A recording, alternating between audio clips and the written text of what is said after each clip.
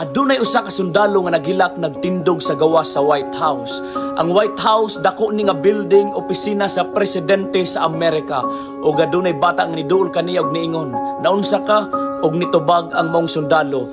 Naunta ko'y tuyo sa presidente apan dili ko makasulod. Og nitubag ang bata, yes, lisod gyud kayo maghimog appointment sa presidente.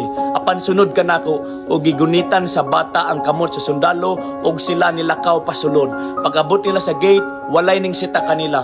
Pag-abot nila sa lawn, walay ning sita kanila. Nipadayon sila pagsulod, daghan ang mga sundalo apan walay ning sita kanila. Hangtod nga nakaabot sila sa opisina og niingon ang bata, pa, adunay makigsulti kanimo.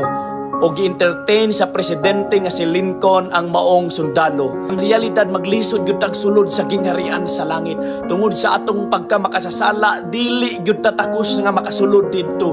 Apan si Ginoong Hesus nabigatin sa naghimong pamaagi, naghimo siya tulay nga makasulod ta sa gingharian sa langit, makalaktod ta didto kay siya ang dalan paingon sa Amahan. All we have to do is musunod kaniya ug tugutan nato nga gunita niya ang atong mga kamot.